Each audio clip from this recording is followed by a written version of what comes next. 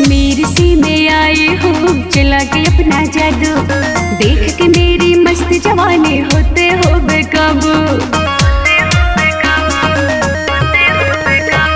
कश्मीर से मैं आई हूँ चला के अपना जादू, देख के मेरी मस्त जवानी होते हो बेकाबू।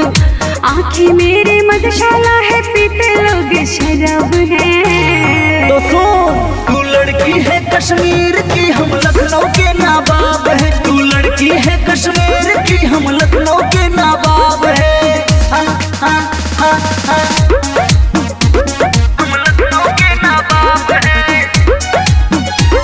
हम लखनऊ के नाबाब है।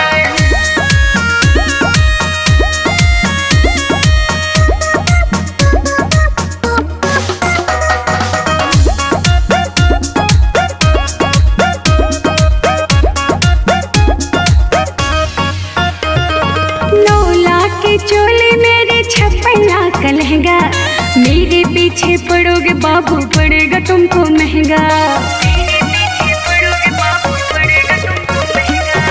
गोरा गोरा बदन दिखा के करती क्यों गुमान है, लाखों कम पड़ जाएंगे करोड़ों की मेरी शान है। तेरे बस की बात नहीं, क्यों करता नियत खराब है।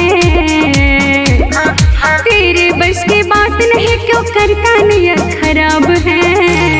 तो क्या करूं? तू लड़की है कश्मीर की, हम लखनऊ के नाबाब है। तू लड़की है कश्मीर की, हम लखनऊ के नाबाब है। हाँ हाँ, लखनऊ के नाबाब है। हाँ हाँ हाँ, लखनऊ के नाबाब है।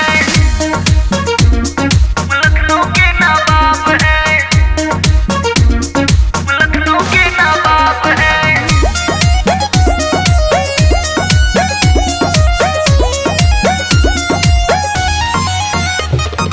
जहाँ भी जाते हुस्न के मेरे करते हैं सब चर्चे, सूर्यकांत को पता नहीं है कितने हैं मेरे खर्चे। सूर्यकांत को पता नहीं है कितने हैं मेरे खर्चे।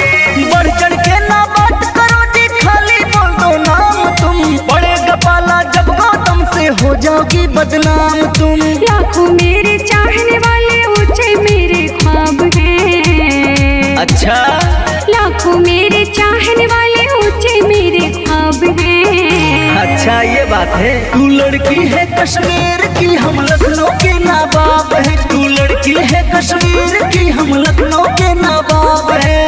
हाँ हाँ, कश्मीर से मैं आई हूँ चला के अपना जादू, देख के मेरी मस्त जवानी होते हो बेकाबू। आँखें मेरे मधुशाला है, पीते लोग शराब है। तू लड़की है कश्मीर की, हम लखनऊ के नाबाब है। तू लड़की है कश्मीर की, हम लखनऊ के नाबाब है। हाँ हाँ हाँ हाँ।